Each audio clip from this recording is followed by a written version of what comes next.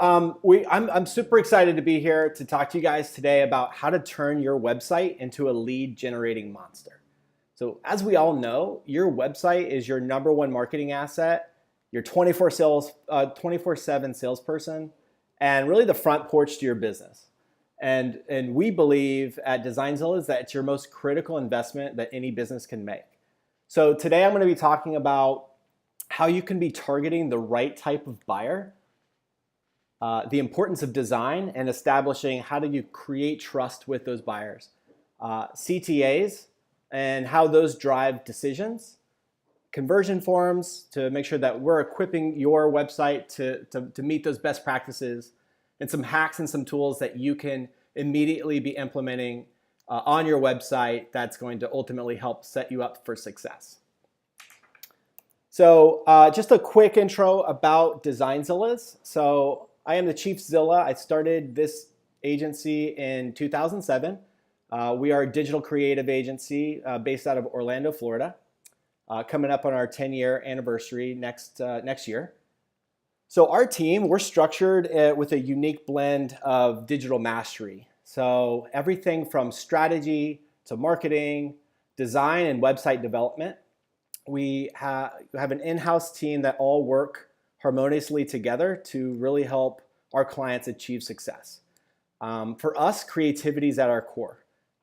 Design is that X factor to us and how you can really make something good into exceptional. We're growth focused, so everything that we do, we want to be measuring and benchmarking for success for ourselves and for our clients. And through those partnerships, we've had many different achievements throughout the years and recognition for the results that we've been able to generate for our clients. So the next thing I want to do is actually take a look at what a funnel, typical business funnel looks like. At the top of the funnel, the first step of the process really is getting visitors, right? Getting people to be aware that you exist. The second stage is how do we convert those visitors into sales leads? How do we turn those leads into customers? And then how do we retain those customers by supporting them, and creating a great business experience? So this entire discussion is focused specifically on this phase of the funnel, converting those visitors into sales leads. So there's different tactics that we can implement to drive more traffic and improve the lead to customer conversions. But today we're solely focused on converting visitors into leads. So before I begin, really, I just want to share the only thing standing between you and this goal is the BS story that you keep telling yourself on why you can't achieve it. What you have to understand is that this takes work. It takes a commitment to get it right. You're never going to hit these kind of colossal results on your first attempt. You have to keep trying and pushing yourself to help you achieve this, and unlock your maximum potential. But it's up to you, and you're here, and that's the first step, right? Is that you want to learn how you can help your business grow, but it's up to you to really make sure that you're committed to making this success happen. So these are really the top 3 metrics that we look at on any type of campaign or any business engagement. It's really the kind of like the C-level view of any type of marketer or small business owner, and that's traffic, leads, and sales. And essentially that's the funnel, right? It's the number of unique visitors coming to your website, how many of those visitors turn into leads, and how many of those leads turn into customers. So what you're seeing here is just some sample data of, say, a typical website that's generating about 1,000 visitors to your website. And on the right-hand column, those are conversion rates. So essentially, of 1,000 visitors converting at a 2.5%, that would obtain 25 new leads. And if you are closing about 4% of those leads into customers, the bottom line of that would achieve 1 new sale, right? So 1 new customer. So basic math, if you're looking to expand that, you would essentially have to double your traffic to achieve 1 new customer. But the area in orange is really the metric that we're talking about today on how we can actually help and boost that bottom line just by focusing on this specific area of conversion rates. So if we were just to increase that 2.5%, which is industry average, just to 1 more percent, we're able to actually increase the sales, the bottom line, by 50%, right? So if we just take that from 2.5 to 3.5, instantly we've grown our customer base by 50%. And from Designzilla's standards, what we really look for is a 10% conversion rate, right? And from our standards of this particular type of setup with the funnel, that would achieve 400% growth from what they were seeing previously. So something to consider when we're discussing that as far as turning traffic into qualified leads. And this isn't talking about impacting any other metric here. Obviously, as a marketer, you're looking at new avenues to drive more traffic. You're looking at avenues that you can improve the lead to customer acquisition and conversion rate. So there's many different factors that can come to play that's going to help you grow. But to us, the conversion rate is the easiest win that anyone can implement and see just a tremendous impact immediately. Because at the end of the day, it's much easier to double your business by doubling your conversion rate than by doubling your traffic. So how do we do that? How do we set up our website to just achieve this, this kind of monstrous type result? That's setting the bar as high as we've just outlined. The first step is that we have to understand who is our buyer, right? Who is the ideal buyer that we need to attract to our website so that way we have the best opportunity to convert those into qualified leads. So how do we do that? The first step is to actually generate a buyer persona. So I strongly encourage anyone who hasn't gone through this exercise to download this template that I'll share with you guys at the end. But this is going to give you an opportunity to really give an overview look of who this ideal buyer is and how you can be better communicating to them. So a buyer persona is essentially a fictitious view of what the ideal customer profile would look like. So in this example, the first step is let's understand who they are, right? What's their background? What's their career path? What do they do? What are their demographics? Where do they live? How old are they? And what are some of the things that we can identify specific about that buyer so that way we are already understanding the type of individual that they are. And the next step is what? What are their goals? What are they looking for? What makes them happy? What are their challenges in business? Is there something that's holding them back or issues that they have in their role? And really understanding what we can do, what our product or service can do that's going to alleviate those issues or challenges or create new opportunities for their goals. The next is why. Why do they feel that issue? Why are they experiencing those challenges? And why do they have those goals in the first place? And just knowing what are those objections? Why wouldn't they buy from you? Or what other alternatives would they have then to utilize your product or service? And the next is how. Really, how does your product or service really alleviate them and provide value, right? Your unique value proposition in the marketplace for this particular type of persona. And just simplify that into some elevator pitch. So what we can do is this is a free template provided by HubSpot that I will provide in the keynote. But going through this exercise, it really allows you just to create this visualization on who your buyer is and what their issues are in the first place. And the reason we do that is that we want to attract visitors to this website that are the right fit. We want to know that the more people that are coming to the website that match this profile, the better chances that we have to actually convert those visitors into leads. But what we're also doing is we're building trust with our brand. We're letting these buyers know that we understand them, that we get that they're experiencing these challenges and pain points. And we're doing that by establishing a strong connection between our brand and them. And of course, communicating value.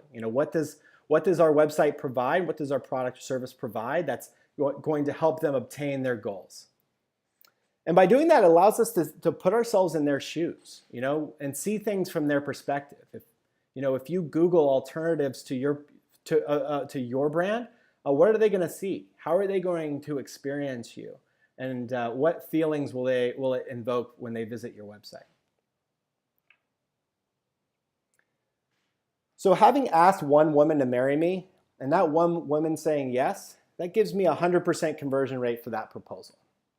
This is a great example of really knowing my audience, right? Which would be my wife, and making sure that my offering made sense, right? And it's a great connection. And ultimately, that gives me the best opportunity to succeed and convert on that proposal.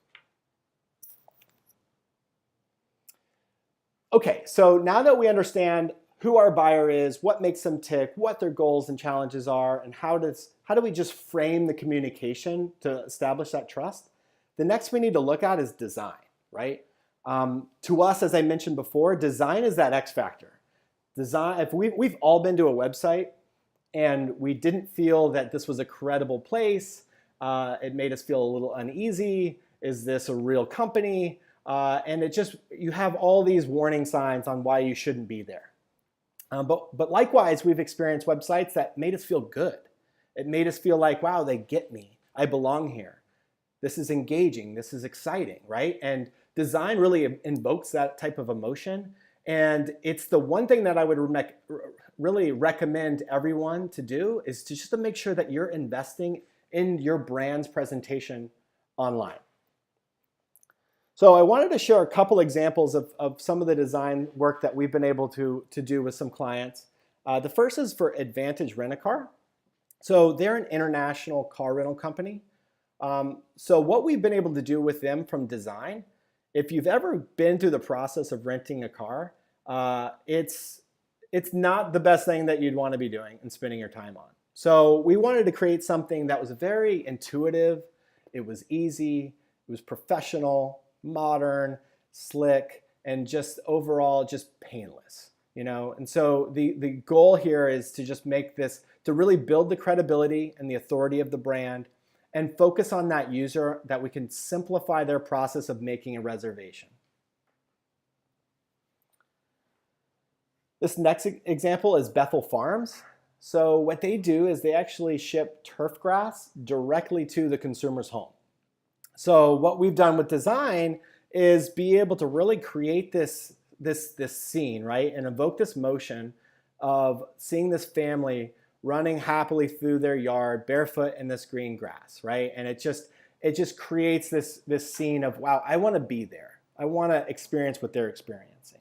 And you want to believe that this is organic, natural turf grass from your farm to your home, and start getting them exposed to the different styles. So we're able to really create this story using design and making sure that, again, we're catering to those audiences' needs and we're communicating the value of this product or service. This next example is Metro Greek. So Metro Greek is a Greek apparel company that focuses on fraternities and sororities. So the buyer persona here are women in college. So we wanted a hipper, younger look, something that was fun, that was edgy, that just kind of really made it just a nice overall presentation and feel. And so what their buyers are looking for, what their needs are, it's determining what type of apparel is in style right now, right? Like I'm looking for ideas and inspiration. So what we've done is we've created some clear calls to action for them to get right into these different categories: summer t-shirt, recruitment shirts, sisterhood retreats, and just allow them to start going through this process of reviewing these designs so we can get them to start their order as quickly as possible. So every business, every website's unique. Even two different businesses in the same industry, everyone has a unique audience and a unique brand's position in the marketplace. So it's really important that you really take the time to understand your audience, understand how your business can help provide value for that consumer, and design your website around helping achieve that goal. So 75% of users admit to making judgment about a company's credibility based on their website's design. That means 3/4 of the people visiting your website, they're going to judge you and the credibility of your business just by the presentation of your website. 85% of B2B customers search the web before making a purchase decision, and 94% of websites users' first impressions are design related. Again, image is everything. It's so important for you to take the time of really understanding how does that design help communicate and build trust with your audience, so that way you can really unlock its potential with converting them into new leads. Because if people like you, they'll listen to you. But if they trust you, they'll do business with you. And this comes back to making sure that we're solving their problems, we're communicating to the buyer in their terms, we're designing something that's captivating and engaging, and that's building trust. Because once we have their trust, we're building a true connection, a genuine connection between our brand and that consumer. And that's how we can unlock the potential of allowing them to want to convert and give you their information so that way they can start a business transaction. Now, let's talk about calls to action, or CTAs. So CTAs are used to really drive decisions. A CTA is the tipping point from when someone is either going to convert or they're going to bounce. And if our job is to convert targeted visitors into qualified leads, the alternative is for them to go away. Because if we're asking someone to make a decision, to sign up for something, to download something, to purchase something, we're saying, hey, I want you to make this decision. And if the answer is yes, they'll convert. But if the answer is no, they'll bounce. And bouncing is essentially the same as going backwards, right? Choosing against you. And that is what's costing you money. That's the enemy of the conversion. So we want to always be thinking about how do we make sure that we're positioning our calls to action so that way it's allowing our customers to make the right decision at the right time.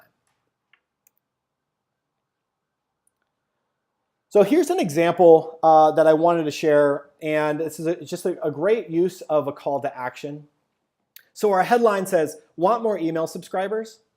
So take this free Jumpstart email list class to quickly grow your email list and launch your first product. So what I would assume is that this is targeting some type of startup, kind of tech industry. The imagery in the background kind of shows a younger, type of, developer type.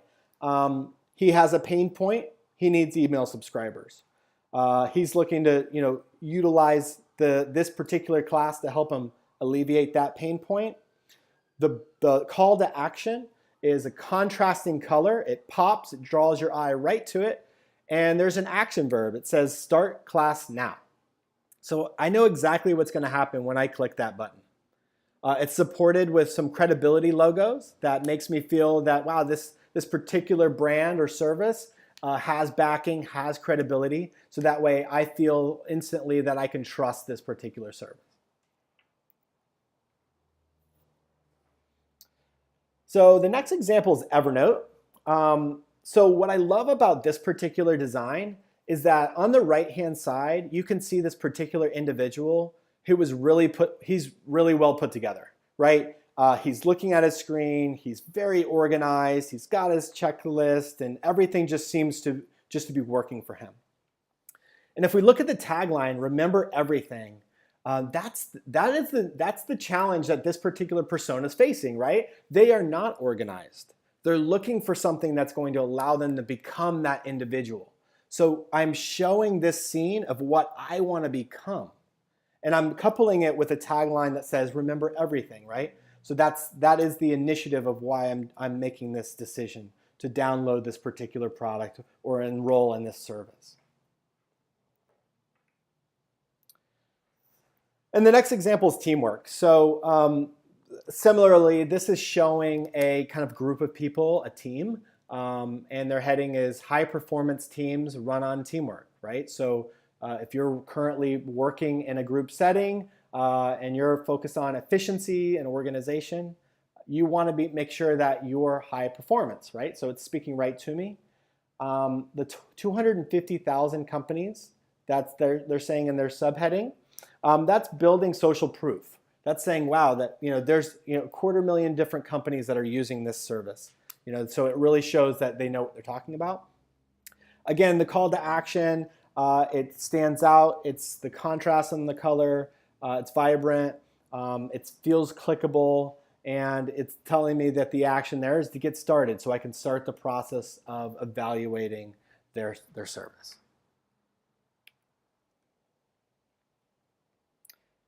So wanted to share some stats about calls to action. So these are some A/B tests, which really shows you the importance and power of what a CTA can do for your conversion rate. On the left is the control, which is a simple add to cart button. So they ran an experiment where they used this exact same formula in the same spot of the website. All they did is they changed the size of the button, the color of the button, and the shape of the button. And just by doing that simple treatment, that was able to increase conversions by 35%. Here's an example where the call to action said, create my account originally. So what they did is they ran an experiment. They said, create an account and get started. So my theory on that is they probably were looking at people thinking that, wow, if I signed up for this subscription, will I get to be able to use it immediately?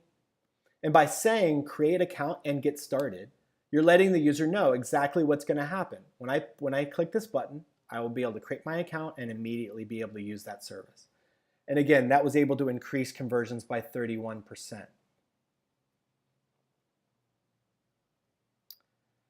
Here's an example where a particular CTA had an arrow in it or a directional cue, and they ran an experiment to take that arrow off. And just by removing that arrow, it decreased conversions by 12%. So not every experiment you're going to run is going to have positive results, right? And so back to kind of the intro slide about it's up to you to keep grinding and keep pushing. You need to make sure that you're trying and testing new things. If you're going to be able to unlock your website's full potential, you need to make sure that you're giving it the time and attention to succeed. So next I want to talk about where do you place your call to action? Do you put it above the fold? Do you put it below the fold? Where exactly is the best placement for your CTA? So let's look at above the fold. This is called the 6-point punch from Unbounce, which is essentially, this is the anatomy of a well-designed landing page.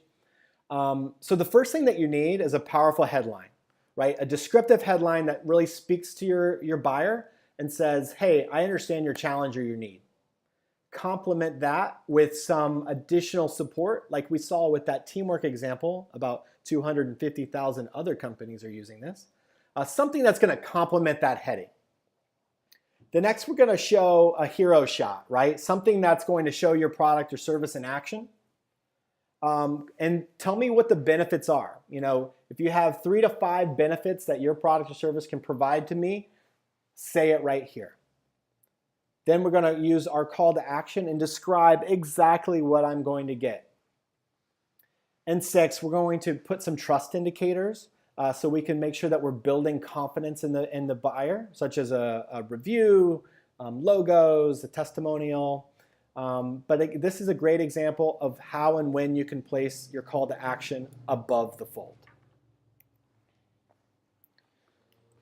Now, below the fold, really this is when you need to make sure that you're expressing more information about your product or service.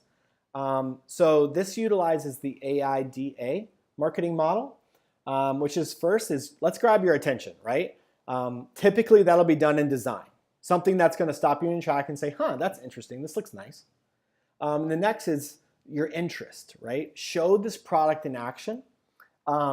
Get me interested in what you have to say. And then the D is desire, which is essentially the state of mind that you want to be in when you put yourself in the shoes of someone who's experienced the value of what your offer creates. So that might be a review or a testimonial or some type of hands-on experience where I can see, wow, I want to be that person that was able to grow their business by 200% or some type of benefit. And once I've been able to create that desire, then I'm ready to take an action. Now I'm saying, all right, how do I proceed? How do I purchase or download this? So which is right? Above the fold, below the fold? I think what it comes down to, it's the complexity of your offer. The more complex that your product offering is, the further down the page your call to action should be. The more simple that your product offer is, the higher up the page it can be. So if I'm selling some type of free iOS app that's like a coin toss game, and I can just stick that call to action up at the top, use the 6-point punch, and I should be good, right? Because there's not a lot of research and information that I need to digest to be able to understand the value that your offer is going to provide for me. If your business model is more complex and you need to educate the buyer a little bit more, then you need to push that CTA further down the page.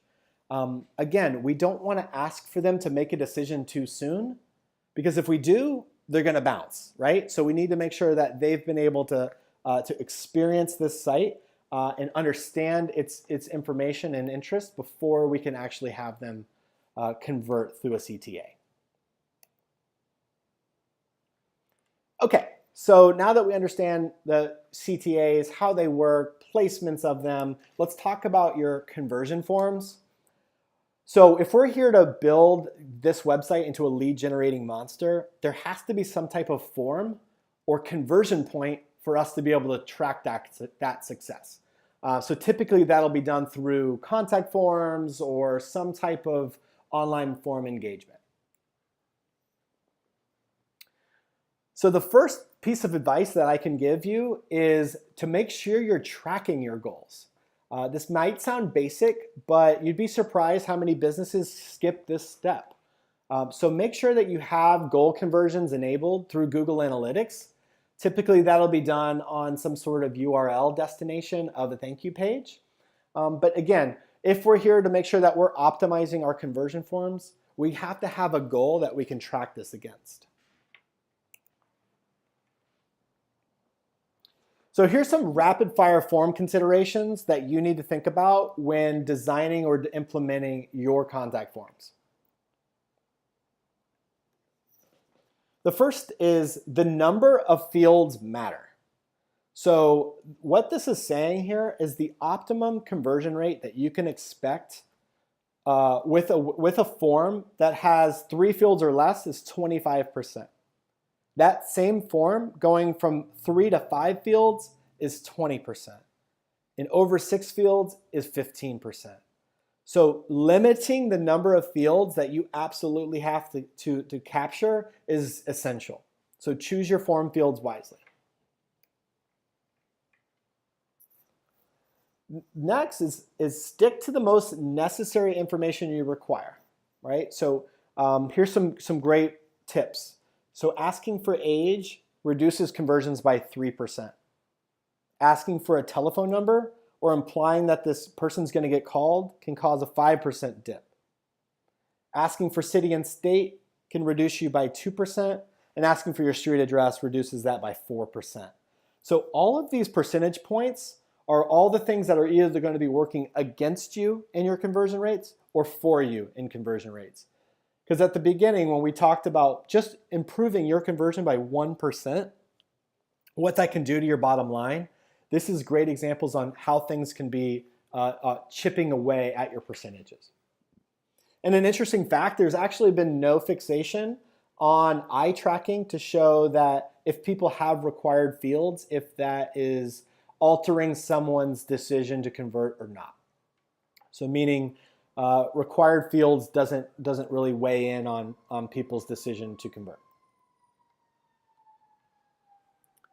This is a great case study. Expedia eliminated 1 field, company name, and that resulted in a $12 million profit. So 37% were abandoning on a form field called phone, and the site added a word optional to the field label, and it doubled their conversion from 42.6% to 80%, right? So we're just saying, hey, look, even if you don't want to give us that phone number, as we just learned, saying the word optional gives them that peace of mind. And finally, don't ever use the default word submit on the form button that's going to actually drive that conversion. Just by saying the word submit, you're going to decrease your form's conversion rate by 3% automatically. So my recommendation is to really make sure you're clearly describing to the audience what's going to happen when they fill that form. When they click that button, what's going to happen?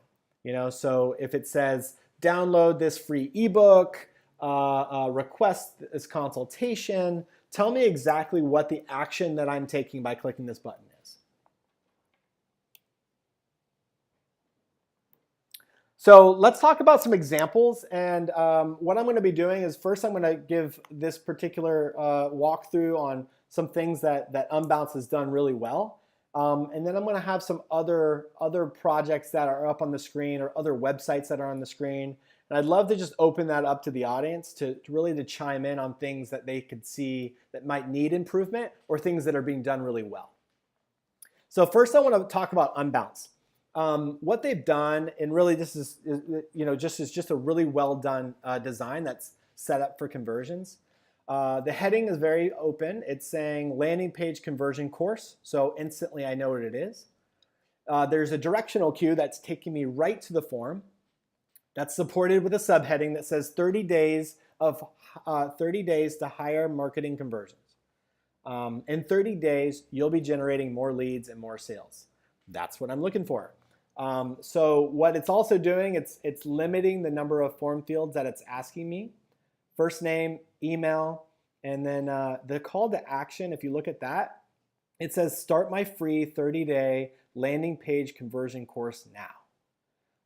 So it's not saying submit, it's not saying start my course, it's telling me exactly what's going to happen. A lot of people, they'll say things like, free or access free course. You don't know how long that course is. So this is just a great example of, wow, get my attention, draw me into your form, hit me with the benefits that this particular course offers, make it very easy for me to commit, first name and email, and make it clear to me what's going to happen when I click that button. Another thing is that you can see below that button is 100% privacy guaranteed. There's always just a word of advice.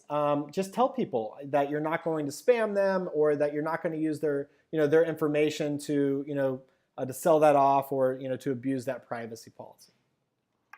Okay, so let's jump into another example and really kind of want to open this up. Maybe in the chat, if people could possibly weigh in on things that they're seeing that that stand out to them as far as what they're doing right from a conversion standpoint, or things that they might not be doing great. Excellent question, Johnny. And if you could just type right into the box there, anyone that has thoughts on this, any praise or criticism for this site. Okay, so we're seeing here, first couple of answers. The free gift mentioned seems kind of random. Yeah, so on that checkbox of that form, there's this kind of random enter free prize draw that is just kind of placed there. That doesn't have any context, or I don't know what that is. Great, that's a great observation. Also, along the same line, someone mentioned that calling it a free brochure seems kind of boring. Yeah, I can definitely agree with that. Yeah. We have another user saying good directional cues. Good, yeah. So you were drawn right to the form. I think they've done a great job of using arrows that's going to draw my attention and tell me where to go. And also that the 59.4% yield looks really good. Yeah, they're showing a large stat, something that is drawing your attention, especially when it comes to yield. The next comment is that there's praise for we never share your details. Good, yeah. So they're using that privacy policy to really make sure that they're building that trust. what I want to take a second and share that might not be the greatest is if you look at this, wine investments is what it's claiming, 59% yield in 3 years. But if you look at the offer of what they're actually promoting, it's for this free brochure. We don't know anything about that brochure. We don't know what it is and how this relates to wine investments. So I don't know why I would be downloading this. So that's something that when you have the relevancy of what this form is in relation to the messaging, it needs to be clear, right? So we hit all the great points as far as the things that they've done. They've framed the form, they've drawn you in, but it just quite doesn't make sense on why you'd be downloading this brochure if you don't know what it is and why you'd need it. So Patrick, I can't see the chat feedback, and I don't know if that's just something that you see and I don't, or how I can maybe see that. So we've got two different things there. There's the question box and then there's the chat. Okay. I can see the questions. Unfortunately, I don't have a way to switch that over. Okay, no problem, no problem. All right, so let's jump to another example. So, I mean, this is pretty obvious, right? Like, from an extremist standpoint, but really this just comes down to there's just way too much going on, right? This is actually more of a joke than anything. But this is an actual form that Spirit Airlines uses. And if Spirit's listening, I'm sorry, I'm not throwing you under the bus. It's just a great example of something I wanted to share. So would love to get kind of audience feedback on this particular form.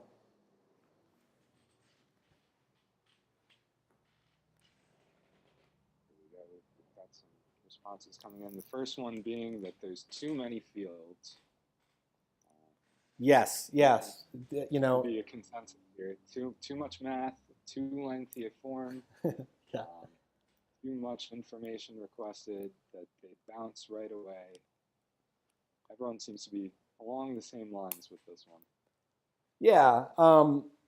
The skill test question I think is ridiculous for their CAPTCHA. That was a great point, and the number of fields really is just chaotic.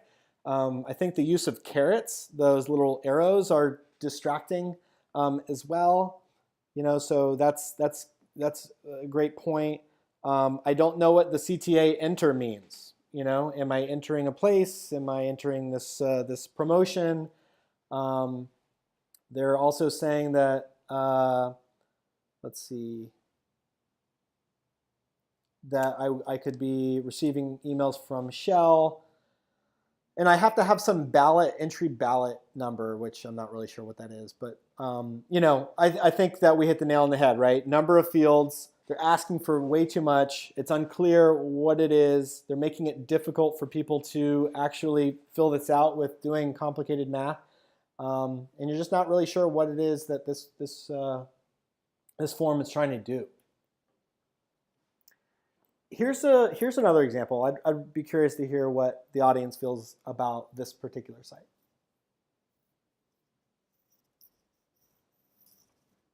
Okay, let's see here.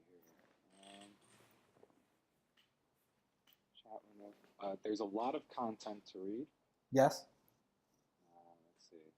Perhaps too much.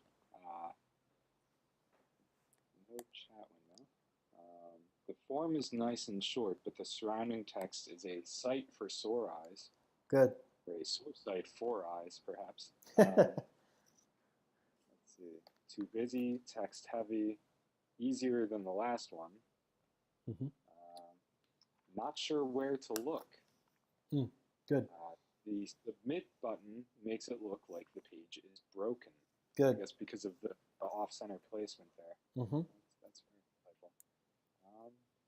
Let's see here. Yep, and we had someone else comment on the button as well. Yeah, so what you think about, like, they've done a lot of things right, but what they haven't done is just be able to simplify the value proposition that this is, right? So what is this? Find out why you need a mobile campaign.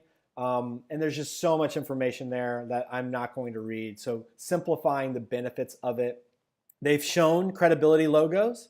So that, wow, they're working with some featured clients, American Express, they've got Harvard Pilgrim Healthcare, they've used a testimonial, but really it feels very crammed and congested.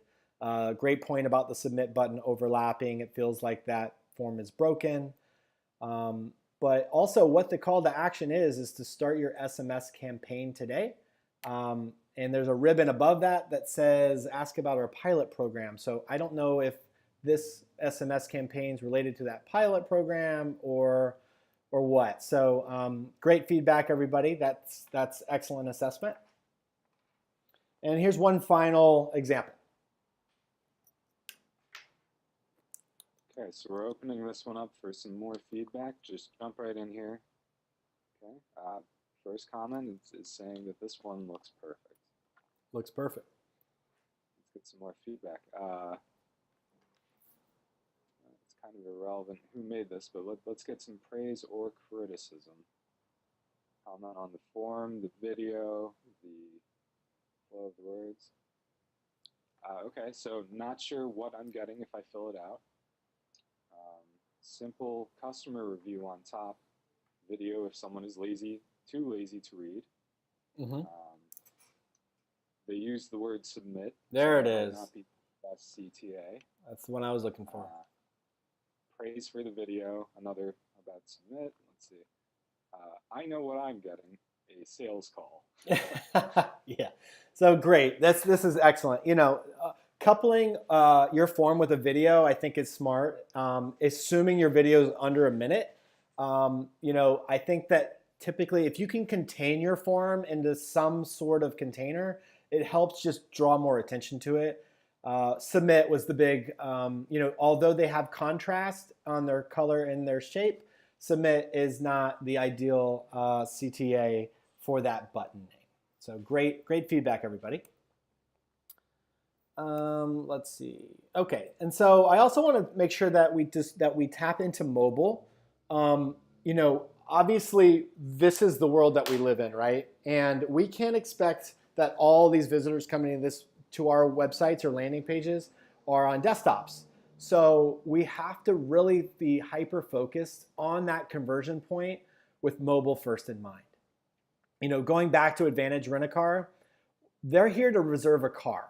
They're not here to learn about my holiday promotions or learn about the company. We want to get them right to being able to reserve that vehicle. So this is their mobile experience, right to the reservation form. Very simple to use, very clean and elegant. And this is an example of a client for Shuffled Ink. They do promotional playing cards. So right for their requested quote, make it easy for the touch, and thinking about the visitor and what they're trying to accomplish with mobile in mind. And with mobile in mind, it really allows you to kind of eliminate the noise and the fluff, right? Like you're just staying hyper-focused on the value, the message, and the action that we want that visitor to take. Okay, so I want to conclude today with talking about some ferociously awesome hacks. So these are some tools that you can implement immediately on your website, and I promise you that it's going to help improve the visibility and the conversions that your website can offer. The first is Hotjar. So what Hotjar is, it's a free service that allows you to install a snippet of code on your website, and you can immediately see where people are clicking through what's called heat map tracking. So a heat map really just aggregates the number of clicks of where people are clicking on your website. So this is extremely important when you're testing your pages and your websites to be set up for conversions, to make sure that people are clicking where they should. Also, it allows you to establish funnels. So once we're talking about how we want to take that buyer through this journey through your website to be able to achieve that conversion point, it lets us really establish what those funnels are so we can see what the drop-offs and conversion points are from each stage of that process. And one of the coolest features that Hotjar offers is that it actually shows you live screen recordings of people using these websites. So if you're trying to solve an issue of why aren't people clicking this button, watch. You'd be able to actually watch specific individuals using your site. So Hotjar is a free service. I think you get up to like three pages of your website for free. Otherwise, it's paid. But definitely something that I highly recommend. The second that it's also free is Google Analytics Experiments. This allows you to set up A/B testing right through Google Analytics. So what you do is you go into Behavior Experiment, and you can basically set up an experiment on your website. So typically, you're going to want to test a variant of a page, but do so in a controlled fashion. Like any type of science experiment, you're not going to want to have too many variables that are adjusted. So make sure that you're keeping it simplified as far as tracking which versions are performing better for what reason. But Google has this already implemented, and it tracks real time right there in your dashboard. So I actually wanted to share an example that we just did for Designzilla's. So this was our contact page. So when somebody's looking to request a consultation, this was the page that we were taking them to. So we had a hypothesis that we were utilizing a lot of vertical space above the fold with just providing our phone number and social icons. So we wanted to run an A/B test experiment to see how do we just eliminate that noise and get them right to that form. So we designed an alternative which looks like this, which jumps right to the form. They've clicked request a consultation, and we take them right to this particular page. We want the focus right on the form and make that easy for them to submit their requests. So we did this experiment for 2 weeks. And what you can see on the blue, that's the original request to consultation form. And the orange, this is the slimmed down version. And you can see in 2 weeks, we were able to achieve 229% growth. So we went from 3 leads that was converted from the original to 11 leads from the slimmed down. So this is, again, coming back to always be optimizing, always be testing. And if you have a free tool like Google Experiments to be able to run these A/B tests, make sure you're taking advantage of that. The third is live chat. So here's a quote from Salesforce. It says 45% of US consumers will abandon an online transaction if their questions or concerns aren't addressed quickly. So that means almost half of the US consumers, they'll leave a transaction if they can't get a question to or an answer to their question quickly. And this is a great stat. 44% of online consumers say live chat's one of the most important features a website can offer. And 73% say that live chat's been the highest satisfaction level over any other customer service channel. And 63% of millennials prefer to have basic customer service needs met over live chat than any other method. And if you think about it, if you're ever in that process where you have a question, but you don't want to hassle with picking up the phone, you don't want to fill out a form and wait for somebody to respond to you, you want instant gratification, right? And so setting up live chat really is painless. There's tools like Olark, which basically will send your computer a chat message, just like as if you got a text message.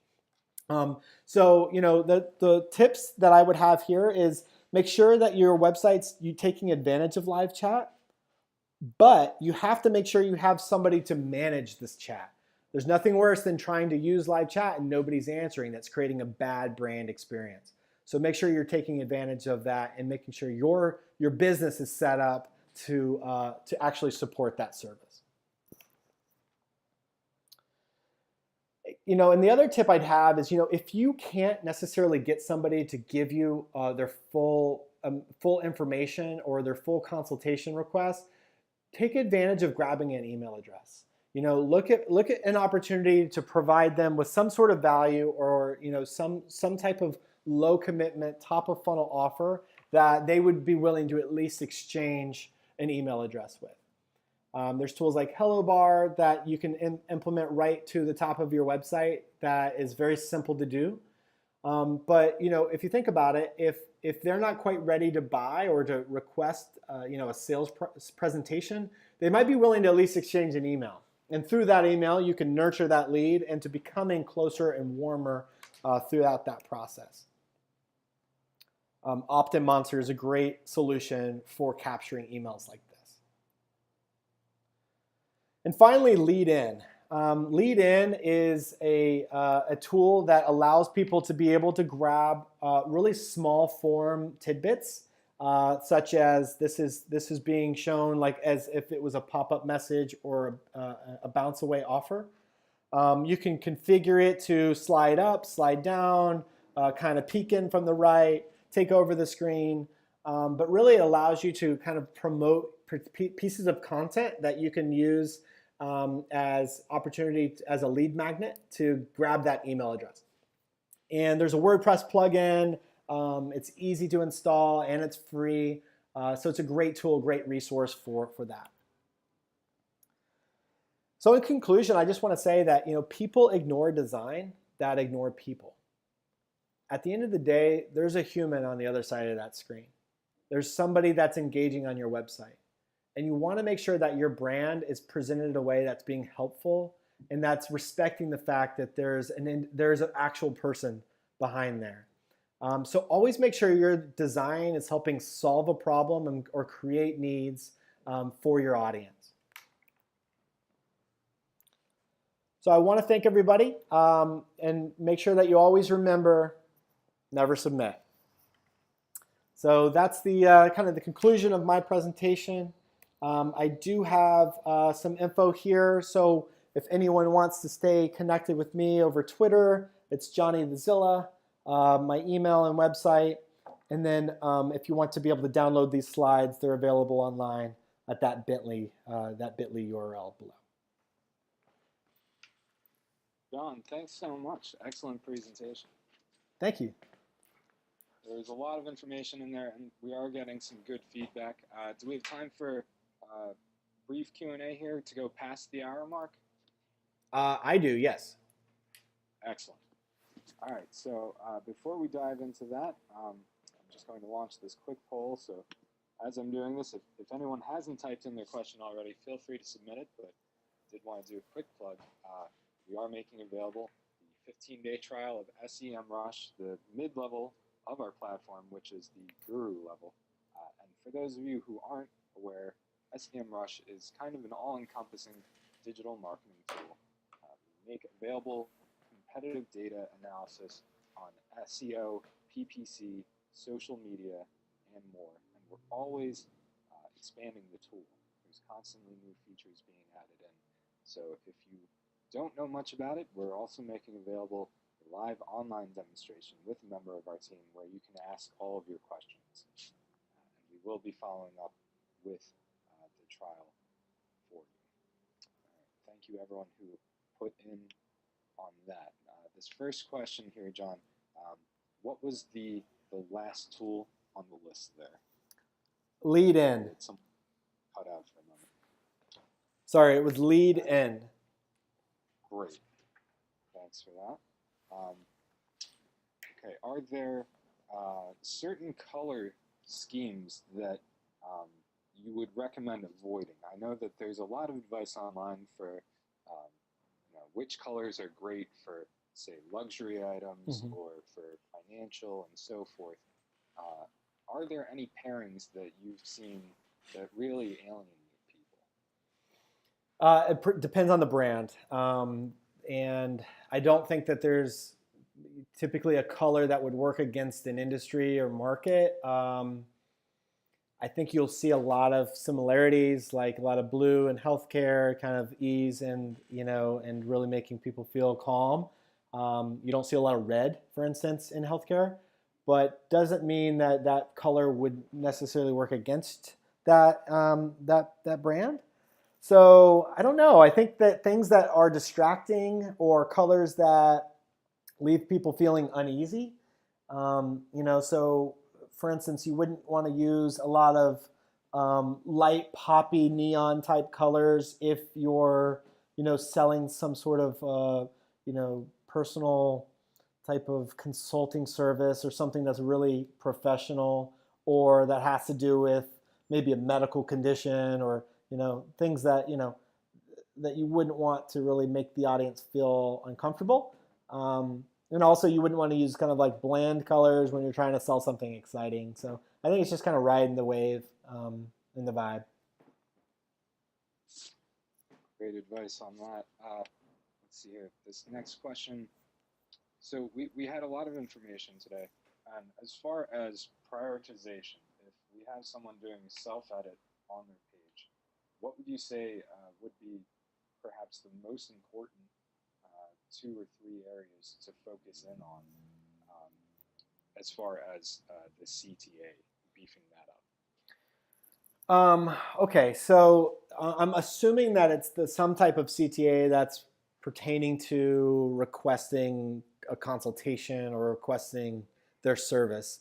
So usually what people will do is, really push that CTA too soon, as I mentioned.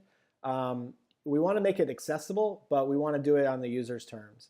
So what I would do is first start on the actual page where the conversion happens and benchmark or create a baseline of what am I currently converting on that page? Like what's my conversion rate? And say it's 5%. And so then we want to know as much as we can about how people get to that page. So I would go into Google Analytics and look at what's the funnel visualization of how people get to that page. So they might first go from home page to about us to learn more about your product, read your blog, and then go to request a quote. But it's important for you to know what are the pages that they're seeing before they get to that point. So that way you're making sure that those pages are set up to ease that transition over to that mindset of requesting a quote.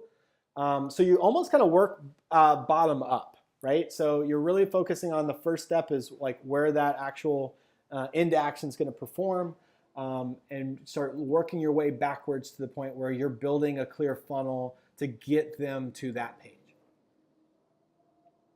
And just expanding on that, we had a couple more questions coming in here. What is the best way to request a quote? And if we're not using the verb submit, are there other verbs that you've considered or played around with that you've seen better results with? Now, I just want to say just the default word submit by itself without coupling with anything else, that's kind of the no-no. You can say submit your consultation or submit your request for consultation as the verb, but just it by itself is not typically recommended. So just want to at least share that. So can you repeat your question now? So are there other verbs that might take its place that would have better results? And also we had a question about requesting a quote. Yeah. Is there any other verbiage there that you've seen success with? Okay, so it depends. If you're going for volume versus quality, because we ask questions on our form that actually are intended to disqualify people that don't meet a particular criteria. So, assuming that we're looking for volume, less fields are better.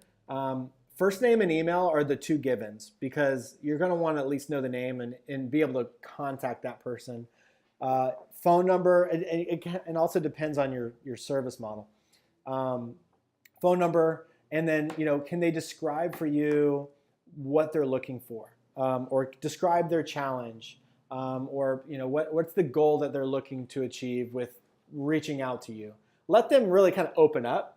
But that would be it. It'd be kind of first name, email, optional phone number, and then tell me how I can help you, right? And then the action items would be, request a consultation, submit your request, something where they know that by filling this out, that a real human is going to get back to them, assuming that's how your kind of sales process is going to work. But that would kind of be my word of advice as far as fields and some verbs and CTAs that you can use on your form. Thanks for that. Let's see here, the next question that we have. It seems that some of the websites that we ran through today, we're kind of short to the point. I know we were looking at individual pages. Mhm. Is there any generalized advice on how to cut down on content, but still keep up with SEO in terms of, I guess, both the SEO and holding the attention? Like, how do you strike that balance? That's a great question. I think that, and I can't keep saying that every business is unique, but it really is. We use a lot of visuals that are there to complement and support your content. So that way you're not feeling overwhelmed with this big, kind of blob of content. Bullet lists are very, very easy to implement that can keep your content rich. And it's something that's easy for people to digest. A tip would be also don't just use like a basic bullet icon on your lists. Use something that's catching their eye. Maybe it's a little light bulb. Maybe it's a star. Something that can kind of break up that content so it doesn't feel so just kind of like Microsoft Wordy. But it is a balance, right? Like at the end of the day, we have to make sure that our websites are supporting our users and the search engines. So making sure that you're following best practices and, just using your content wisely. But I would say, I'm just going to go out on a limb and say that I feel that Google will reward your website if the interaction on your website is performing better. If your users can find what they're looking for, they're spending time on your site and they're navigating through it more so than you have, X amount of words or content on your page. So at the end of the day, Google wants, people using Google are Google's customers, and they want to serve up websites that are going to help their customers find what they need. And so the better your website can do that, the better you'll rank. And then so I think that's kind of the tips there as far as balancing your content, using images and graphics to complement it, and when in doubt, like simplify it. Thanks for that. We did have a little bit of feedback. The Bitly link appears to not be working. I tried both lowercase and uppercase for that. So for anyone that is having trouble with that, we'll make sure that we follow up with you to make the slides available. Okay, sorry about that. Okay, so this next one, should I eliminate the navigation on my landing pages that have forms? Well, assuming that you're driving traffic, so here's my thought on that. Typically, yes, right? Like on a landing page, your sole focus is to convert that person. Give them the only thing they can do is convert or not. Don't give them other links that they could click and kind of distract from that conversion. But that's assuming that you're driving a user to that through some sort of advertising or method where we're taking them right to that page. To be navigating your website with a navigation and then all of a sudden taking them to a page that doesn't, that's detracting. That feels broken. So yes, your landing page would be best served if it did not have a navigation or competing interests, but assuming that they're coming to that page directly as opposed to navigating to that through your website. For this next question, how often do you revisit site design on a page in terms of reviewing CTA and the general user experience? Is there a, if you have multiple clients, because I know a lot of our audience here are working with small digital marketing firms, is this something you would recommend, say, monthly once the site is up and running, or even longer than that? Yeah, so typically a business that redesigns their website doesn't touch it for 2.5 to 3 years, and that's like the worst thing that you can do, right? Like you're investing all this time and money into this new website just to let it sit on the shelf. So my suggestion there is the more you can iterate and improve, the more value you'll receive out of your website. So we look at, I would say from a quarterly perspective, what's the metric that we're trying to move? Say that's time on site. So we will work on designing elements and engaging interactions with the user to help improve that metric month over month. So that way, at the end of the quarter, this was the goal that we had for this particular metric. These are the design enhancements that we've done to support that metric, and here are the results. Did it work? Yes. Okay, can we apply that to other areas of the site? Can we apply that same knowledge to other metrics that would carry similar type of interest? So again, you're constantly evaluating and improving your website, for the good and not so good. And like I said before, it's like we ran that same experiment that I was showing you guys about the slim down form, with one of our clients, expecting a very similar type of result. And surprisingly, it actually had a decrease in conversion. And again, every business is different, and their audience is different. So you just have to stay true to it. My suggestion is to really think about it like a basic science experiment where you start with creating a hypothesis. I believe that this particular site's converting at this rate because XYZ. And I feel that if I change this particular element to this, that it can influence, what's my expected result, right?